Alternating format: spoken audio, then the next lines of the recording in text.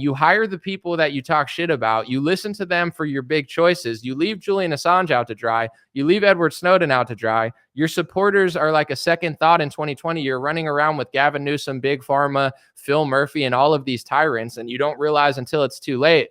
Like, on what planet is that not going to come back to you? If you're talking all this trash when you're in office, I don't mind that. I actually find it funny, but it's like, you talk that much trash about these people and you don't actually do that much, then what do you think is going to happen?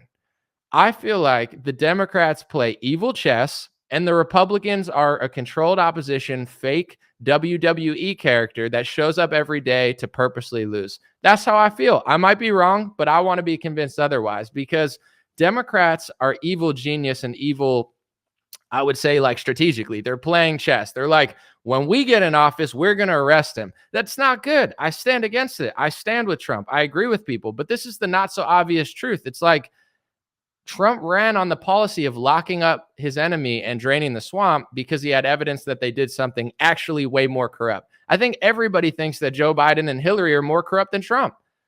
But then he ran on that policy of locking them up and then didn't lock them up and then hired a bunch of people who hate him. And then Democrats in office, and they actually do what Republicans pretend to do. It's like, Democrats play evil chess. Republicans are professional losers and liars. They don't even care about any of this stuff until it happens to them. Republicans didn't give two craps about censorship until they got censored. Republicans didn't give two craps about people being persecuted falsely under the Espionage Act until they were. And this kind of is a message. If I were here dumping all over Trump, then I would be a hypocrite. If something happened to me and people were like, ha, ha, ha, ha, then I'm not. I'm saying I don't even care that they didn't do that. I still stand with Donald Trump. Above this opinion, I still stand with him. I still think it's corrupt what they're doing, and I will back him 10 times out of 10. But I also backed Julian Assange and thought that he shouldn't be thrown in a prison. But the same people who used Julian Assange to get into office all of a sudden act like they don't care if he rots and dies. So the hypocrisy is not on my side. It's on their side, on the side of the Republican Party. You know, I don't care what you think about Alex Jones, but when he got censored off of social media, you know who was loud? Influencers, Republican content creators. You know who was quiet as a mouse? The Republican Party. They didn't care. They didn't care when Milo got kicked off. They didn't care when Alex Jones got kicked off. Half the Trump supporters were getting shadow banned and censored all 4 years, and no one said anything. No one did anything. And then Jim Jordan got shadow banned, and now all of a sudden they care. I just find it a little bit fake. That's all I'm going to say. I feel like the Republican Party is super, super fake. And I don't say this with any sort of pride, but the Democrats play evil chess, and when they go for something, they go for it.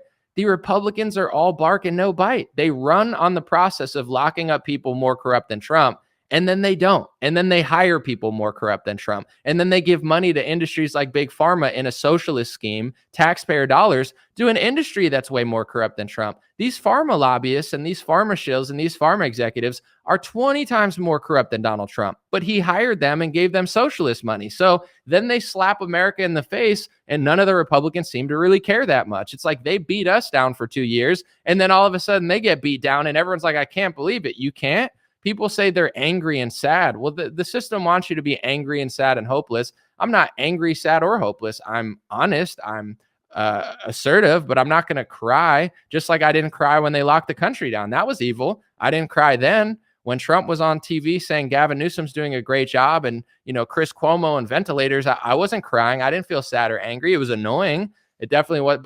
So if you feel sad or angry now, why didn't you feel sad or angry for yourself then, when the Republican Party did nothing to help you for 2 months and then acted like they didn't cause all these problems that they caused, and they didn't help the Democrats beat you with the hammer? So these are the obvious and the not so obvious response to it. You know, the obvious response that I agree with is Biden's more corrupt than Trump. Hillary's more corrupt than Trump. Half of Congress is more corrupt than Trump, at least equal, definitely more. He's right with the statement he made about what Biden did with the classified documents. And also, this is a bad president for America. It just is. I disagree with it completely, and I think it's insane and a total reach. That's the obvious response. The not so obvious response is, what does the Republican Party expect when they're professional losers and liars?